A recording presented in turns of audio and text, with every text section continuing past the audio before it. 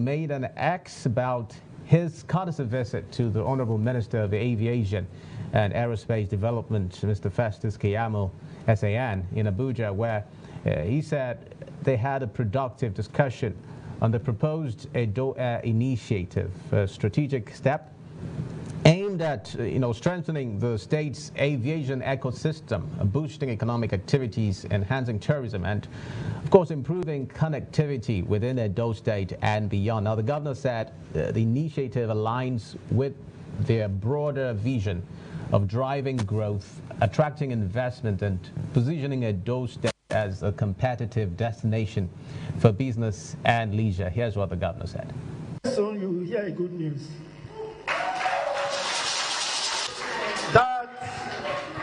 That somebody is going to Lagos, he will pay 500,000 naira to fly to Lagos. Somebody is going to Abuja, he will fly 500,000 naira to go to Abuja. Very soon it will stop.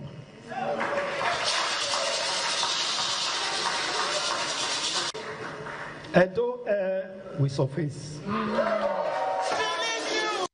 Well, as Governor Mondo Pebo speaking on Edo Air and saying that, of course, it would be geared towards tackling high fares for air travelers. Now, he recalled that the minister's reference to Benin City's history as a major aviation hub during the era of the defunct Okada Air. She said he welcomed the state's deliberate efforts to revive the sector and assured the federal government's full support towards the actualization of Edo Air. But of course, oppositions in the state won't have any of these. They believe it is ill-timed. Now, in their words, they're saying it is a textbook example of misplaced priority. This is contained in a statement by the State Publicity Secretary of the People's Democratic Party, Dan Osa Ogbegie, Esquire, who said that the governor was abandoning critical projects that would improve the lives of the people in Edo for a project that they consider would lead to unnecessary spending. But of course, we'll get to find out what people are saying. Reactions are coming in from social media regarding the Edo Air initiative, as has been announced by the Edo State government. And this one says, Oga, leave Edo Air and develop our people, build vocational and technical institutes, or revive the ones we already have. Thank you for the Nursing Institute and many more. Well, at least somebody's thanking for one of the initiatives of the state government in Edo. This one says, misplaced priorities. Edo State doesn't need an airline. Waste of scarce resources. We have infrastructure deficit, and we can develop our historic infrastructure within the 3 senatorial districts, improve on security, road connectivity. Well, that seems to be towing the line of the PDP in Edo State. And this one says, no lights, no good roads, no security, no access to health care. Doctors are always on strike. Please fix this important necessity for every Edo person first before airline. There are pressing issues that need urgent attention. Okay, we'll still have more reactions coming in, and this is saying a welcome development in the right step. But Edo Air will not be easily achievable in terms of commercial flights without real foreign partnership. But other aspects of aviation are.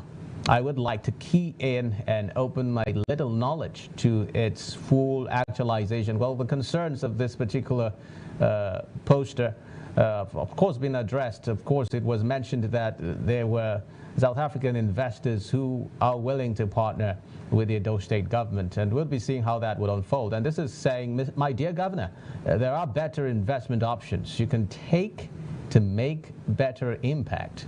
Did you see what the governor of Bayelsa State is Bayelsa State in going for the state to have 24 hours power supply?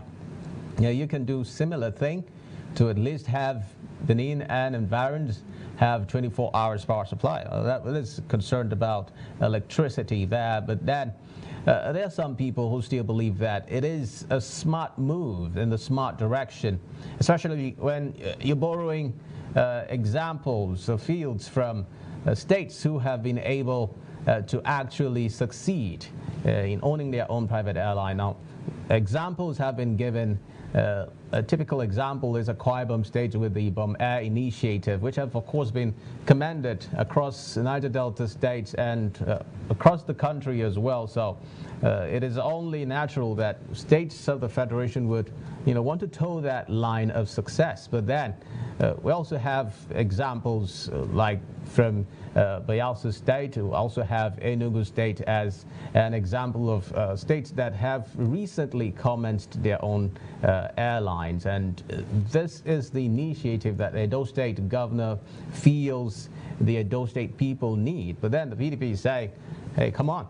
We have other pressing issues that can be tackled at this time, and the Edo Air Initiative could be put on hold. But amen, reactions and criticisms of this nature cannot be taken away when government decides to make investments. Of course, it can be recalled that in other states, like in Akwa Ibom here, when that initiative of Ibom Air was to, come on board, of course there were criticisms from different quarters regarding whether this is the right step to take. But then it is important that government sees through whatever project it announces or promises to actualize, because most of the time government is accused of simply making audio rhetorics about intended projects that at the end of the day do not see the light of day. So it would be interesting to see how this would unfold in Edo State. Of course, getting to follow the activities of the Edo State government regarding how it hopes at actualizing the Edo A initiative.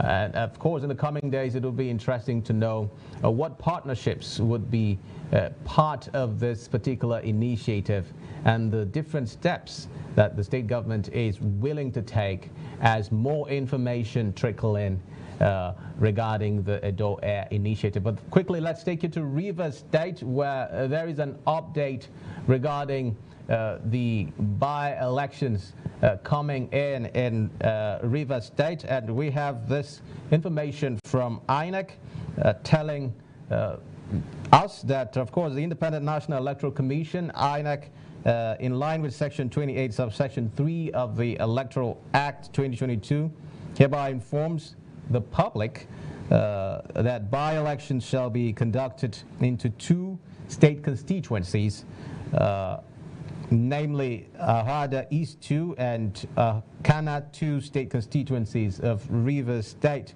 as follows. The date is Saturday, 21st February 2026. Time is pegged at 8:30 a.m. and the venue, polling units in the affected constituencies. There are important notes that it captures here that only persons whose names appear on the voter register and have valid PVC shall be allowed to vote. Also, it notes that voters shall only vote at polling units where they are registered, and the bimodal voter accreditation system, BVAS, shall be used for the accreditation of voters. It says no PVC, no voting, and this is signed by the Independent National Electoral Commission, INEC.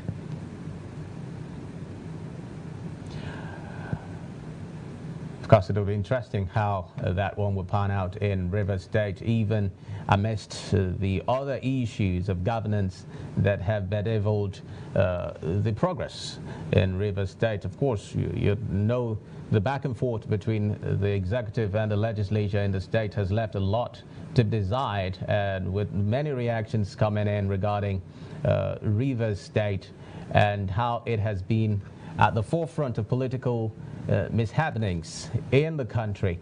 A lot of people would want to hope that there would be soon an end to the different grievances, and of course the cause of governance would return headlong in Rivers State. Let's bring you Niger Delta updates for today.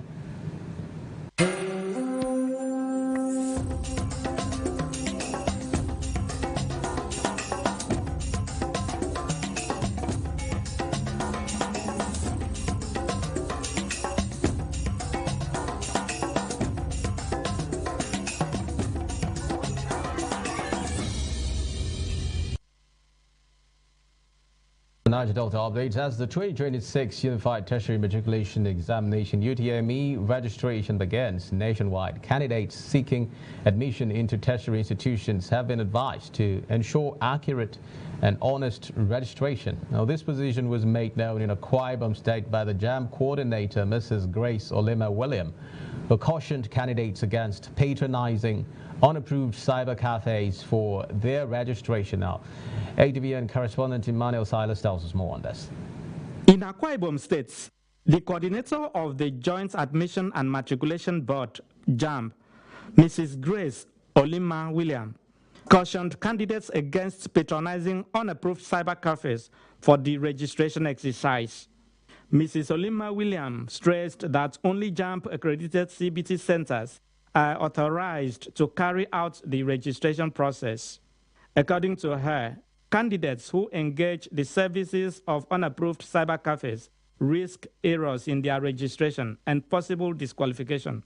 She urged prospective candidates to register only at approved centers to avoid unnecessary complications. So many applicants just want shortcut. So I advise them as a mother and as the state coordinator that they should get their e-pins in an accredited CBT center. We have 14 accredited CBT centers here in the state. They should get their pins there and also come here to the state office to get their pins and get themselves registered. They shouldn't go to any cyber cafe because JAMB would operate cyber cafes. We operate CBT centers, an accredited one at that. We don't allow third-party stuff. School-based registration is not allowed. School-based in the sense that maybe a school, we say, we ask maybe a center to take maybe their router to go to the school and register them. No, but a school can come around and because it's an individual thing, all of them will have get their e-pins individually and get themselves registered. She further warned that any form of multiple registration or falsification of information would attract sanctions, including outright disqualification.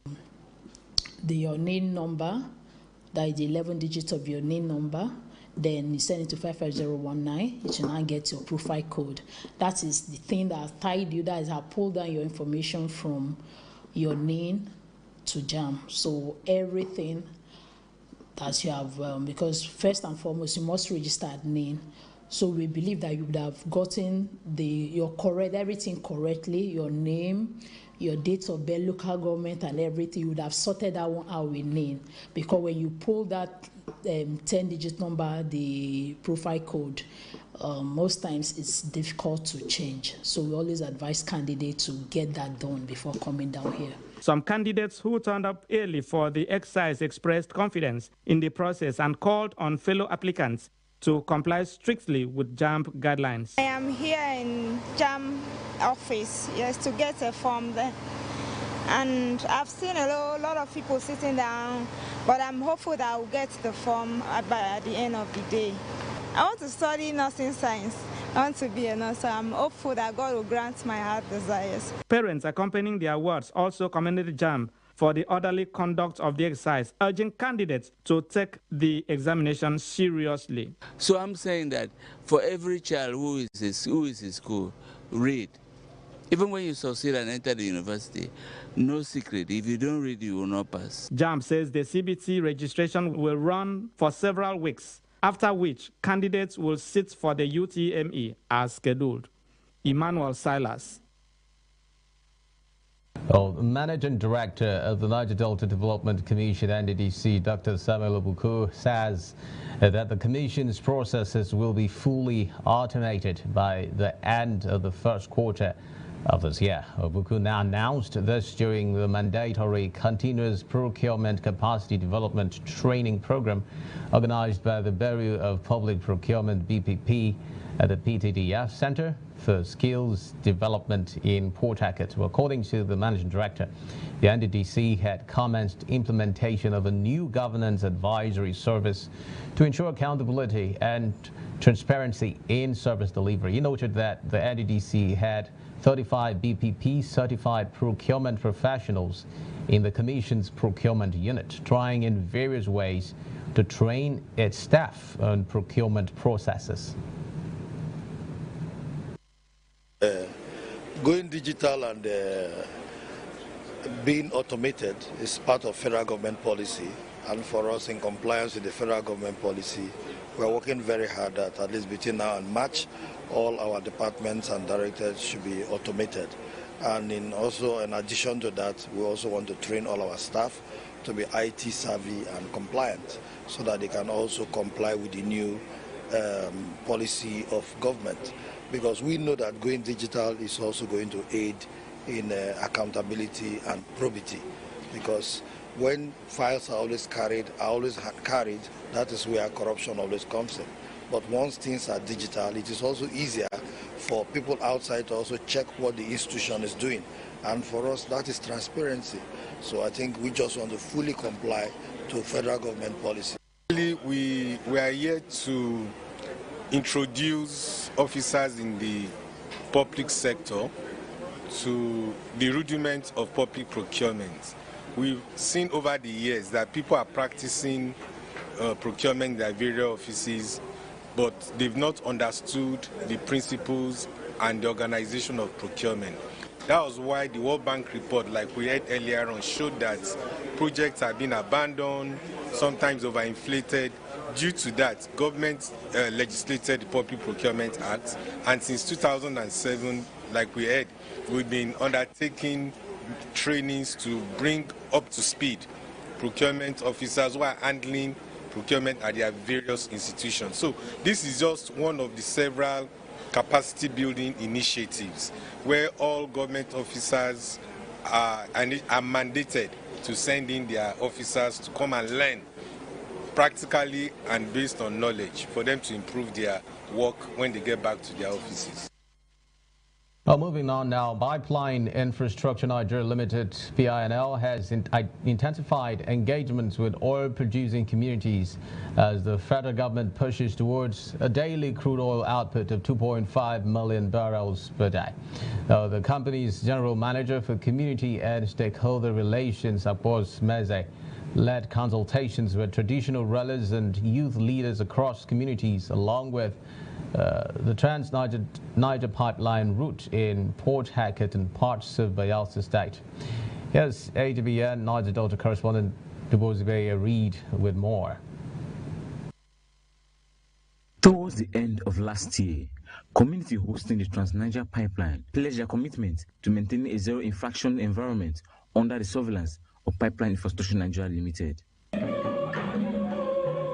At the start of this year, stakeholders drawn from Abia, Imo, and Rivers State converged in Port Harcourt for PINL first stakeholders engagement for 2026, where the company unveils its operational plans and priorities. 2026, we have gotten renewed commitment from the communities to ensure that there is no infraction on the pipeline. And what does that mean? We are determined to achieve federal government target of 2.5 million barrels per day. And the Ogoni area is key. And 2026, we are determined to strengthen mediation with communities in Ogoni land to ensure that there's resumption of crude oil production in that area.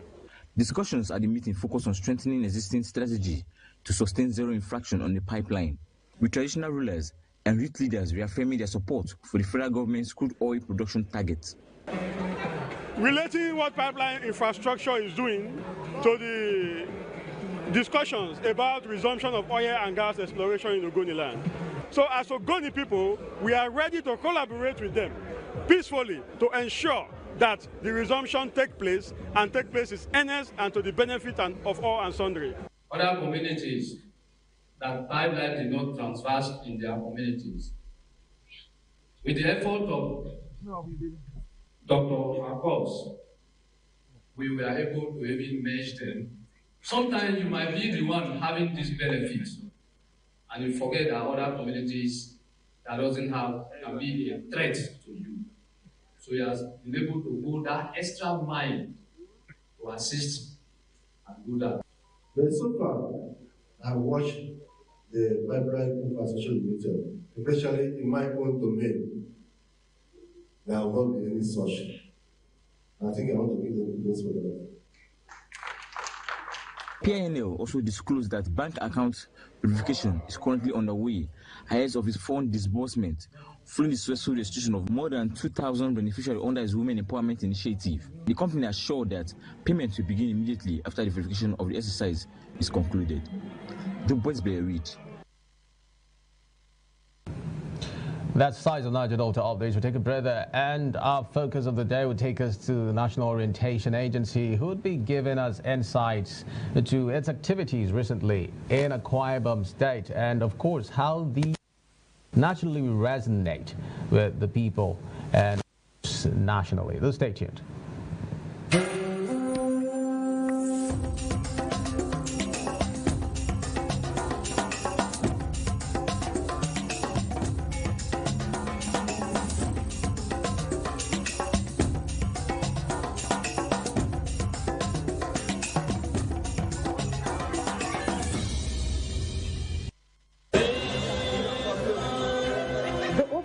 Of the Parliament is adequate representation of their constituents in state echoes of federation. Removal of fuel subsidy, resources to critical sectors such as education and health. A call to unity and progress of the Federal Republic of Nigeria. NAS Unplugged is a program that will highlight topical issues from both chambers of the National Assembly, from bills, motions, and constituency projects. Catch the program on ADBN TV, Mondays, Wednesdays, and Fridays, as we bring you activities of the National Assembly as it affects the people. During the flood disaster in Maiduguri and its environs. For increase in the number of judges in the High Court of the Federal Capital Territory, Abuja. The ayes have it. NAS Unplugged, Mondays, Wednesdays, and Fridays at 8 p.m.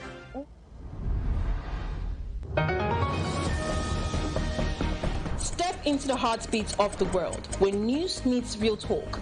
From breakthroughs in diplomacy to humanitarian challenges and scientific milestones, Global Digest takes you beyond the headlines and straight to the heart of the matter. I am Amma Marcus. Be a part of the world's unfolding stories at 3 p.m. on ADBN, channel 258 on DSTV, and Star Times, channel 140. Global Digest, your window to the world's current affairs, only on Advocate Broadcasting Network. The global business is never static. Watch the market report on ADBN TV for business information, latest happening business deals, government economic policies, stock, crude oil and commodity trading, financial upstick and downstick, and the world of organized private sector. The market report showing on ADBN TV 1 to 2 p.m. Monday to Friday. The market report bringing you up to speed in the business world. On the go. ADBN is everywhere you are. Stay connected with us across all our social media and streaming platforms for exclusive news updates, captivating stories, and more. Join the ADBN community today via our various platforms. An Avo TV app, ADBN Channel 121, Niger TV app, ADBN TV, Linuxwell TV app. To get the latest news straight to your phone, join our WhatsApp TV channel. Just search for ADBN TV and hit the follow button. Turn on your notification to stay updated and never miss any part of the experience. Stay in the conversation with us across social media handles. On X at ADBN TV. Instagram at ADBN TV, Facebook ADBN TV, YouTube ADBN TV.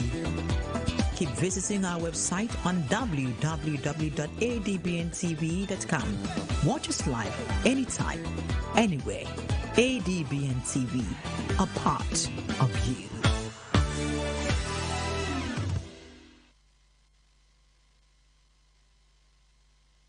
Thank you very much for staying tuned. So we'll delve straight into the conversation of the day. We often assume that people know what they need to know, that they understand health advisories, public safety campaigns, and reform messages in the same way policymakers intend them. But awareness itself is a public good that must be continuously cultivated. In Akwa Ibom, the National Orientation Agency, NOA, has been at the center of mobilizing citizens on mpox awareness, HIV/AIDS prevention, tax reform understanding, climate resilience, and even issues of personal dignity in public life and indecent dressing as well. Now, these are not abstract messages. They are essential for public health, social cohesion, economic growth, and civic responsibility. And to help us understand how orientation and public mobilization really work on the ground, who they reach, who they miss, and what it means for everyday Akwa Ibom residents. We're joined by the Director of the National Orientation Agency, NOA, Akwa Ibom State, Mr. Mpotum, joins us live on the program. You're welcome on the program, sir. Thank you very much for joining us. Thank you. Well, it's interesting to know how much importance is being placed on public awareness and how, people receive government activities. And I understand the task that is within your purview can be quite demanding, having to interpret what, is being done by different governments of the Federation and how it all crystallizes to reflect what the government hopes at achieving. But let's start with, some sort of background here regarding the NOA. There are a lot of people who still do not know what the NOA is all about. If we could start from ground zero and get people to really understand how important the work that you do is. All right, thank you so much. Good to be here once again, and I thank you for doing a nice job here that we are. You people are heard everywhere in the Niger Delta, and I want to believe whenever we speak here, it is being carried along all the Niger Delta states. National Orientation Agency, by its mandate, is in charge of communicating government policies and programs and other activities that are embedded, carried out by the 3 tiers of government, the federal, the state, and the local government areas, and even other matters that are of interest to members of the public. And we have seen that over the years and up to date, we have never been found wanting in terms of communicating these policies and other activities and programs that are being done by government, because we use a number of platforms in doing it. Apart from the media that we appear like this, we have the community development people at that level that has to they have to meet with our local people face to face, sit down with them, do all manner of things as far as communication is concerned, talking to people face to face, meeting with the traditional institution, the religious institution, by way of advocacy, letting them to know what the government is doing and what the government is expecting of them to do in the society. All right, Mr. Mpotum, let's get into it now gradually. I understand that recently there was actually a campaign that you're planning on NIMSI. Talk about NIMSI now.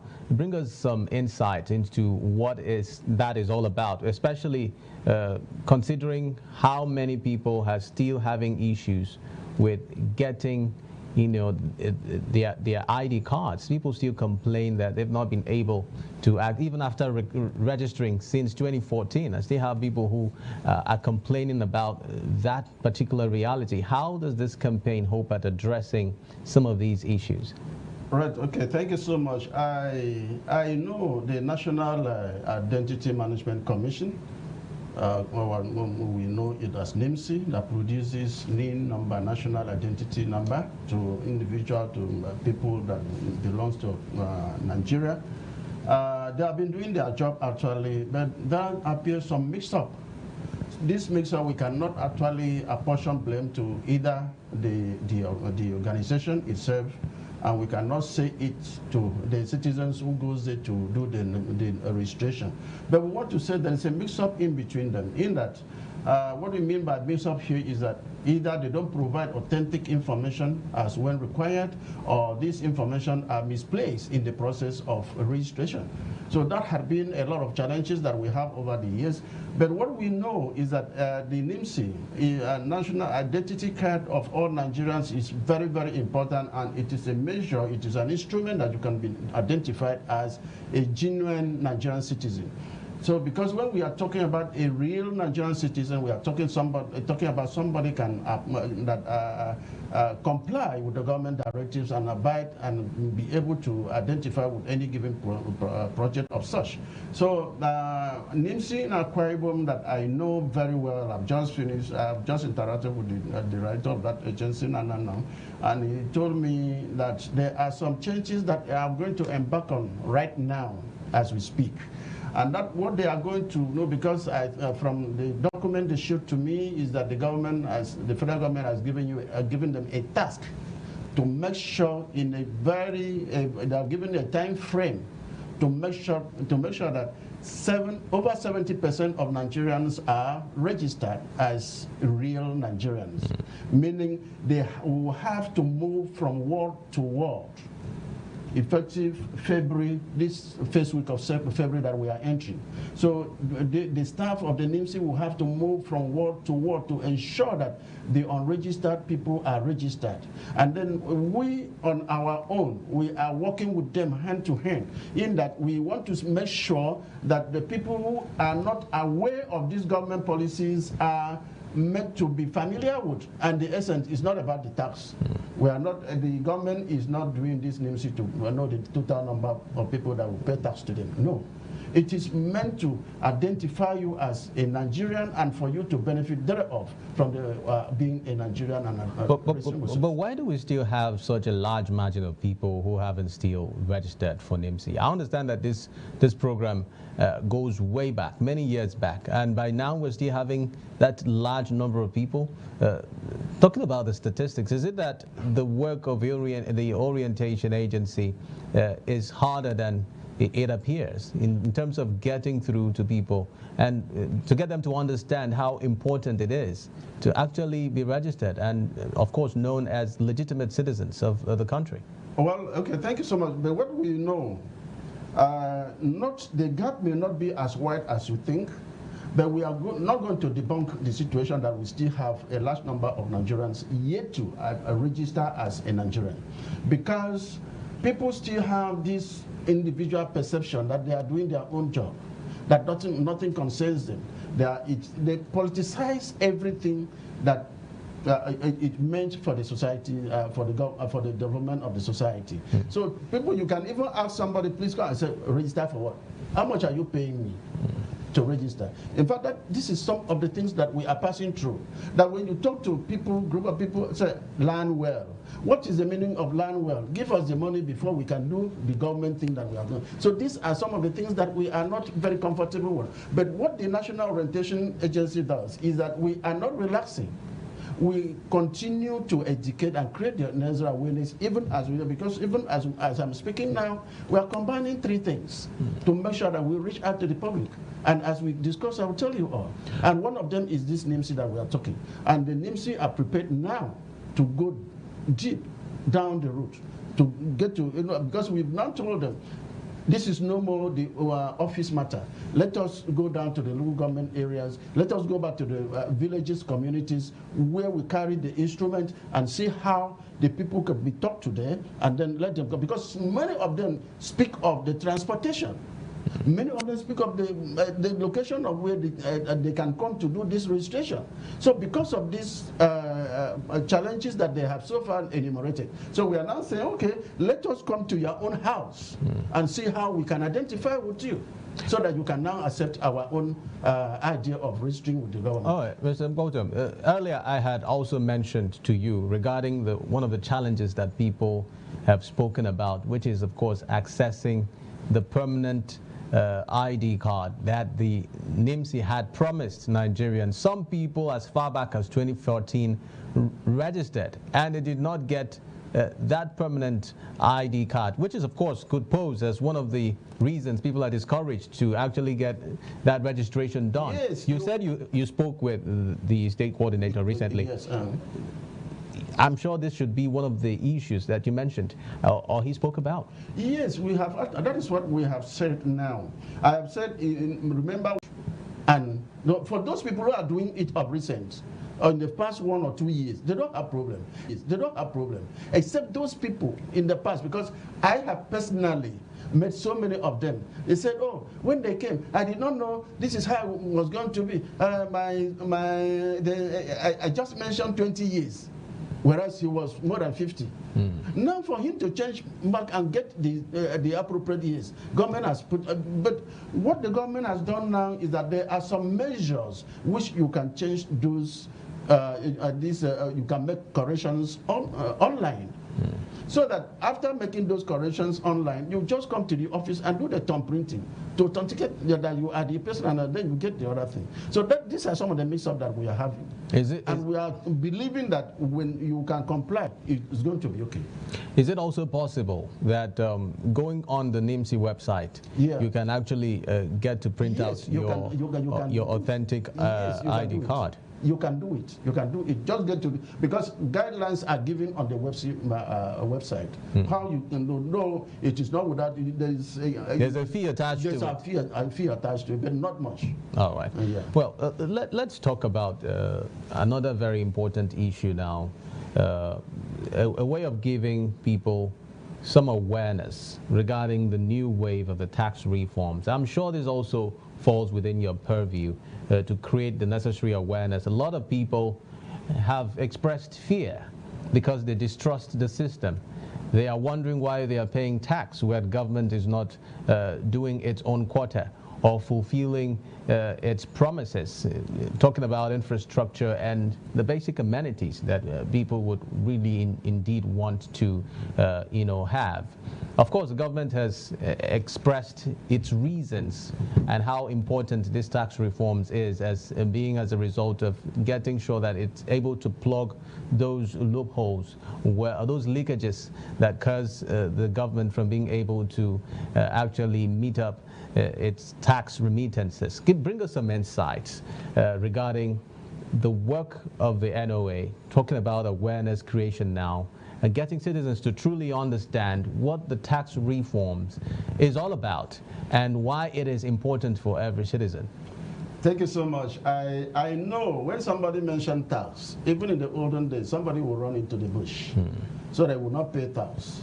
But when somebody explains the usefulness of tax, it will ask the government, where is the road that you wanted to construct or use it to build? Whereas that person has not paid tax.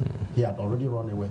But what the new tax reform is about is trying to make sure that there is an economic development of the nation, and it is significant that is going to help us generate a reasonable amount of revenue that will be able to improve on all those areas that we are talking about. It will even ensure some level of transparency because of the nature that is going to be, and definitely tax is going to be, it will create a little bit of fairness between how much is collected from the federal, how much is for the state, then who should pay what. So he has been able to harness all those, the multiple taxes, and make it to be a manageable and transparent in nature as we think. So the new tax regime is totally about fiscal stability and growth of the nation, which means that it specifies how much each category of people will pay. Like I'm talking to you,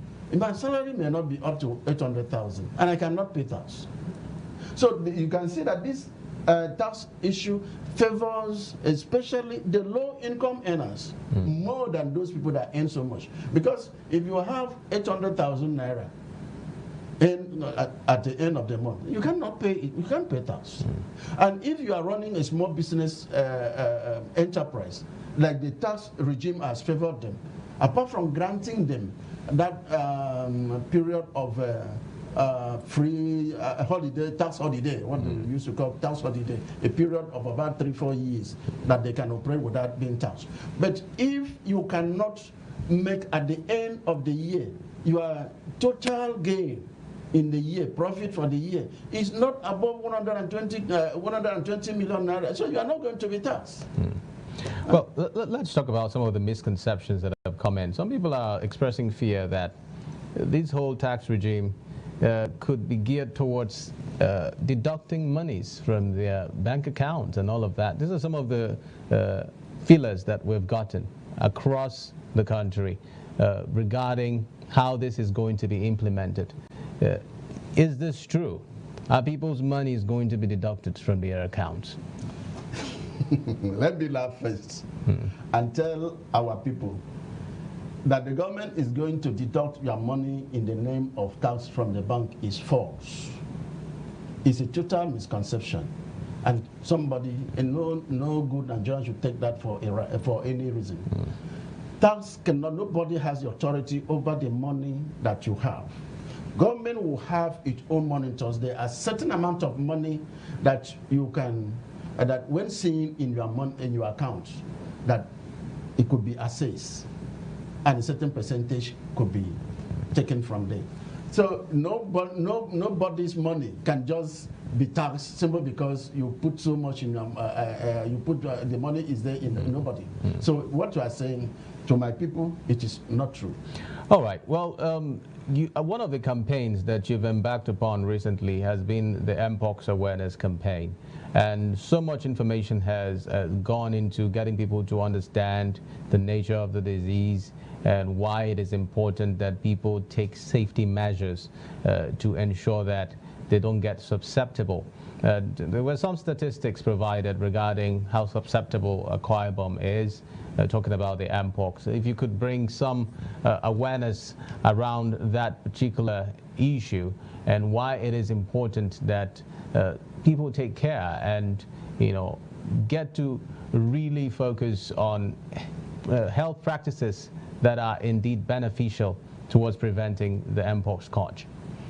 Right, thank you so much. I know when we are talking about Mpox, it is a factor in the health sector that must be considered, because health is wealth. If you are not healthy, you can never achieve anything in life. And so that's the more reason our advice is always that people should take their health serious, apportion a greater concern on your health status, how you fare. You see, I know that last year we carried out a campaign on monkeypox or Mpox. It was formerly called monkeypox, and now it's Mpox because it is no longer monkey that carries it. Rabbits also carry it. A number of other bush animals carry. And also to address the discriminatory aspect of calling it monkeypox. Yes, I understand that was one of the reasons. Yes, that was the reason. So the monkey may be innocent. Another thing will carry. Another animal will carry. Because monkey you can hardly eat. Okay, see, like here in New York, when we mentioned it last time, when we declare we make this raise an alarm over the matter, and where is the forest in New York that you find a monkey? It's not here. But what we have here are this rodent, this rabbit, this small rabbit that people are eating. And when they kill this rabbit, they don't wash their hands before they get to eat or do some other thing, and these rabbits are not cooked well before eating, and so that is how the whole thing spread. And so we have to say that at least Akwa Ibom, like we are talking about, is in the forest zone. Forest zone, all the south side here, we are in the forest zone where we are very rich with the bush animal and every other thing. So we were trying to like give every other person the advice: cook the meat properly so that there will be no infection. Wash your hands. Be telling always that the habit of washing your hands is very, very important, even as you go out and come in, so that it may not be. So we also advise people so that if you discover that your brother, your sister is infected by that thing, please let that person be isolated for a while until the treatment is over, because it doesn't have a particular cure. The cure is treated by symptom.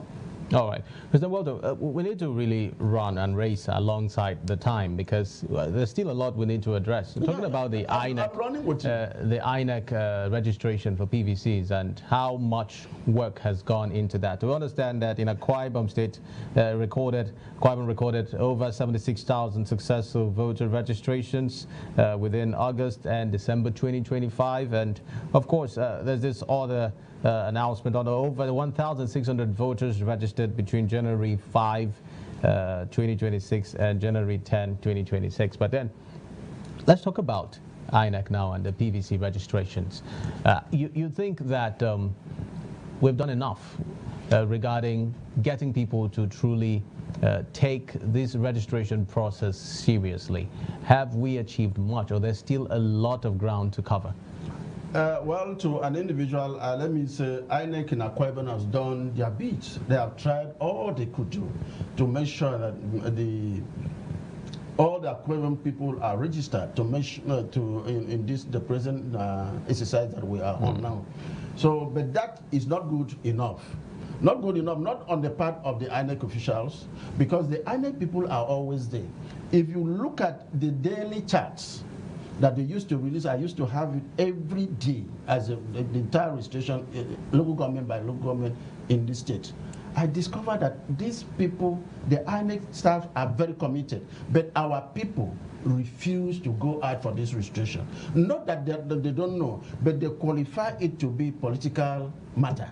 That they are not politicians, that they, after all, they will talk about our vote. Can you truly and honestly blame the citizens for being like that? Yes, I want to blame. We'll talk about voter apathy now. Yeah, the voter apathy. It shouldn't be, because me, I have a part to play. You have a part to play. The voter apathy is when if you put it at the back, go out to see how you can change the narrative. Not to remain there and be telling people there's no confidence in what they are doing, and those causing backwardness to others. So what we are saying is that let every one of us go out, register with the INEC. And now, in the same problem that we are experiencing in NIMSI is almost same with INEC. But the INEC is also fast changing gear to make sure they arrest and subdue all those challenges. The issue of data misinformation, is that it? No, not even data misrepresentation. Apathy in going out to register for that registration. And I think last time, from the figure you have, it is true. And then the target we have now is going to be more than that. And I know the INEC commissioner, Barrister Abo, I think he's doing so much. He's doing so wonderfully in Akwa Ibom, and I think that. So because right now, as we speak, INEC is now going to move from ward to ward. When you come to your ward for the 3-4 days, when they finish, they go to another one. So it is now, I have also instructed, we are going to work with the community leaders, we work with the traditional institutions and the religious to pull out their own subject to these areas where they will have to make sure that they identify with these people within the 4 days, because a team is working. They are moved from one ward to another. And by April 17 of this year, 2026, I think that arrangement will cease to function.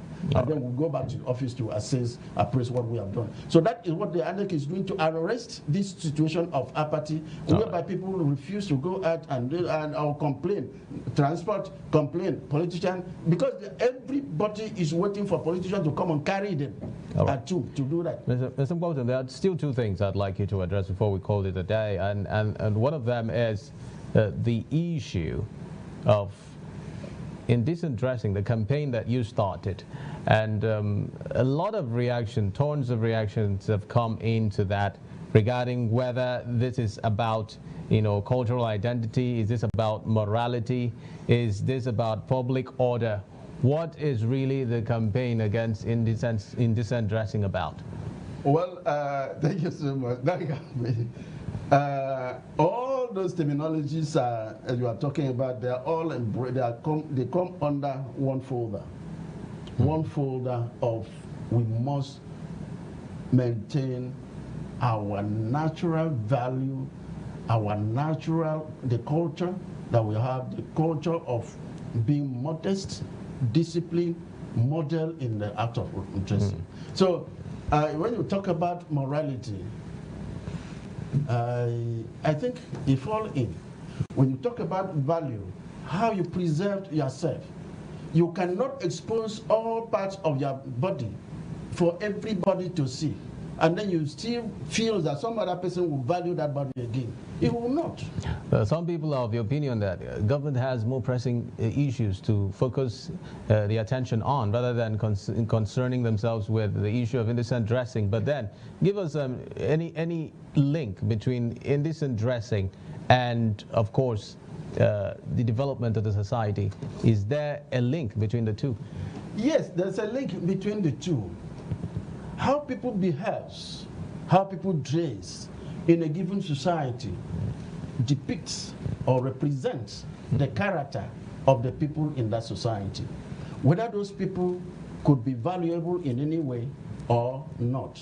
And so that is the more reason we are looking at the nature of dressing, particularly in Akwa Ibom, that have been so much alarming that people just go out almost being naked on the public spaces, and it's bad. We cannot continue to do that because Akwa Ibom people are very decent human beings, a set of people, and we will not want our culture to be battered by way of mode. What are the components of this campaign? How are you going about executing it in just 30 seconds? Yes, we have different strategies already.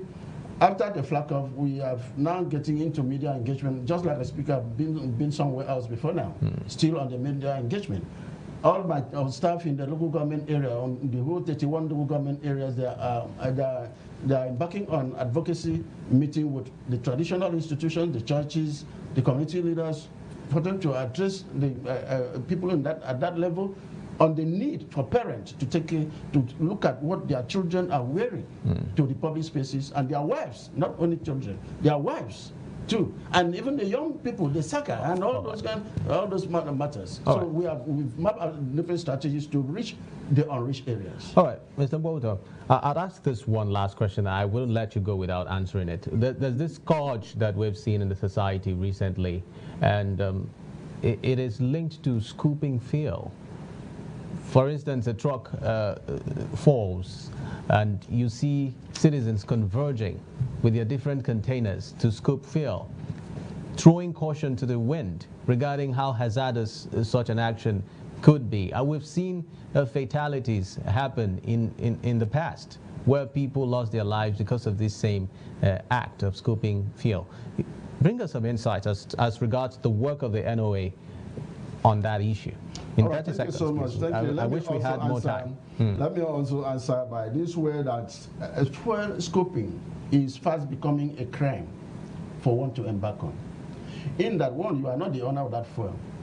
Two, you are exposing yourself to danger of being dead. You make so much things. So what we are trying to look at is that we are looking at the situation of discouraging people from getting involved in matter that they rush into to waste their life. That is what we are much after. So that is fuel scoping is a crime.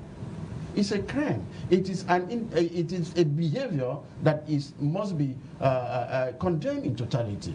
Because one, you will lose your life. Two, you are trying to encourage people who are innocent to be involved. Because as you are rushing, some other person will see you getting into it, will rush in, and it will die with you. So it's a waste. That's all right. Thank you very much, Director of NOA Akwa Ibom State, Mr. Mboto, for speaking with us today. We'll be keeping our eyes on your agency and hoping that more good news would come out from there regarding the work that you do for awareness of the general public. Thank you very much for speaking to us. Thank you, sir. Thank you, sir.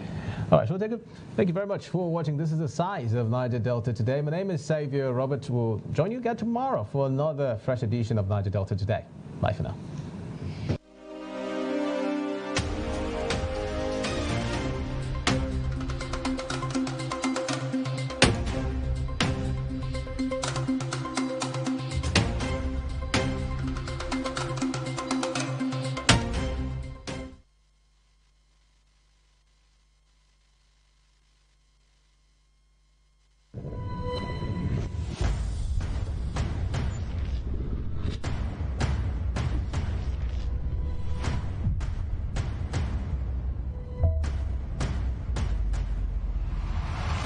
ADBN, Advocate Broadcasting Network. For your news on the go, ADBN is everywhere you are. Stay connected with us across all our social media and streaming platforms for exclusive news updates, captivating stories, and more. Join the ADBN community today via our various platforms. An Avo TV app